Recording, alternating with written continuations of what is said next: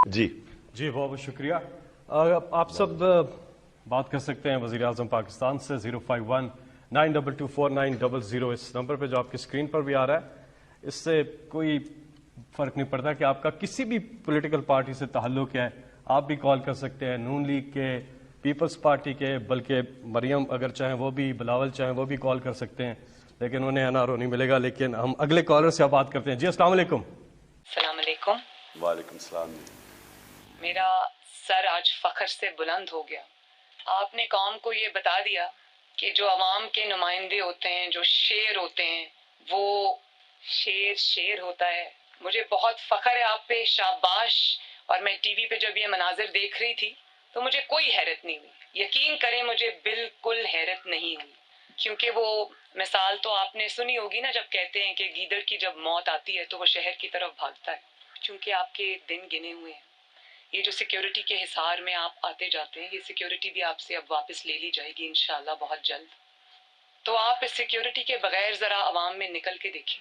22 करोड़ अवाम हाथ में जूता लिए आप पर हमला करने के लिए तैयार बैठी है, और कईयों ने तो हील्स के साथ जूते पहने हुए हैं। तुम्हारी इतनी जुर्रत, तुम्हारी इतनी हिम्मत, जी जी एक वोट चोर, आटा चोर, बिजली चोर, गैस चोर, चीनी चोर, जी जी तुम्हारी चोरी की दास्तानें जब खुलेंगी, जब मीडिया कुछ आज़ाद हो गया है, जब अपनी गुलामी की या दबाव की या खौफ की जंजीरें तोड़ेगा, जो कि तोड़ना शुरू हो गई हैं, तो बड़ी खुशी की बात है कि मैं ये समझती हूँ कि अवाम के सामने दूध का दूध और पानी का पानी हो चुका है। और बड़ी अच्छी बात है कि अवाम के अंदर एक अवेयरनेस आ गई है, जिसमें अब आप लोगों की आंखों में धूल नहीं झोंक सकते। अब वो दौर गया जब आप जुल्म भी करते थे, ज्यादती भी करते थे, धौंस और धांधली भी चलाते थे, और दीवार के पीछे छुप भी जाते थे। अब ऐसा नहीं होगा इंशाल्लाह। मैं ये कहना चाहती हूँ कि जो चंद दिन तुमको मोहलत के तौर पे मिल गए हैं, अच्छे से पैकिंग करना, प्राइम मिनिस्टर हाउस में कोई चीज़ छोड़ के मत जाना। और जब ये धुंध छटेगी तो तुम्हारी चोरी की जो दास्तानें अवाम के सामने आएंगी, तुम्हारी एटीएम्स की जो दास्तानें अवाम के सामने आएंगी, मैं यकीन से कहती हूँ कि 73 साल में इतना बड़ा चोर पाकिस्तान ने कभी नहीं देखा होगा। बड़े गौर से मेरी आपने बात सुनी। ये जो करप्शन है ना, ये एक ऐसी कैंसर है जो सिर्फ पाकिस्तान में। अगले कॉलर हमारे साथ। जी अस्सलाम वालेकुम।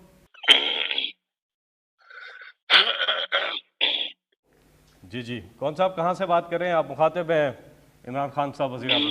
आपको नवाज शरीफ का सलाम। वालेकुम सलाम जी।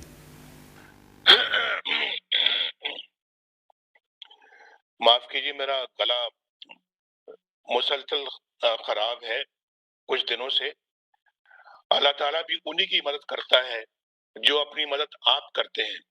अल्लाह का शुक्र है कि पाकिस्तान के हर गोशे के अवाम अपनी किस्मत बदलने के लिए एक ही काफिले का हिस्सा बन गए हैं।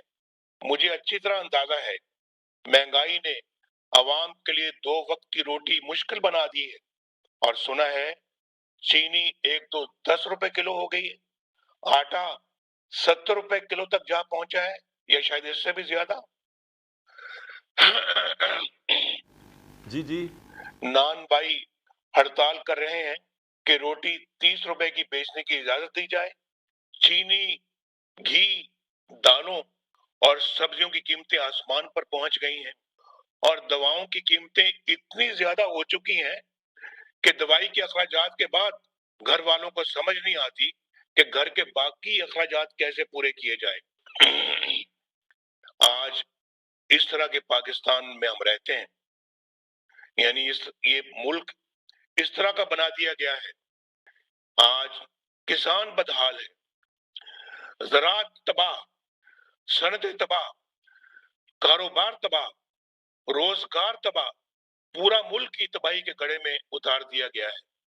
क्या आपने कभी सोचा है कि हम देखते ही देखते इस हाल को क्यों पहुंच गए? क्यों 54 रुपए में बिकने वाली चीनी 110 रुपए की हो गई?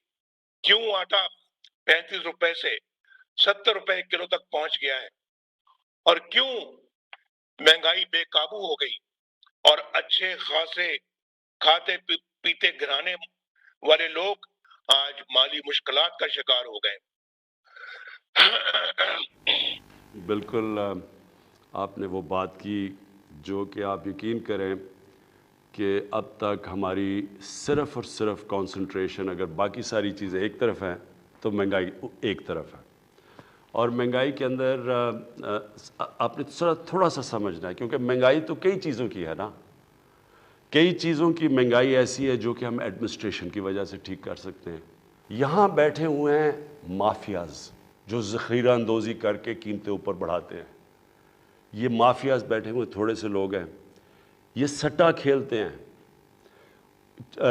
عموماً تو چیز تب مہنگی ہوتی ہے جب اس کی سپلائی کم ہو جائے، مثلا اگر کمی ہو جائے کسی چیز کی، اگر چینی کی کمی ہو گئی تو زیادہ لوگ چینی مانگیں گے، اس کی قیمت اوپر چلی جائے گی۔ لیکن یہاں چینی پڑی ہوتی ہے، ذخیرے پڑے ہوتے ہیں چینی کے، لیکن قیمت اوپر جانی شروع ہو جاتی ہے۔ ایک وقت پہ چینی انہوں نے کہا جی اتنی زیادہ ایکسپورٹ کرو، چینی ایکسپورٹ کرنی شروع کی، وہ چینی کی قیمت اوپر چلی گئی۔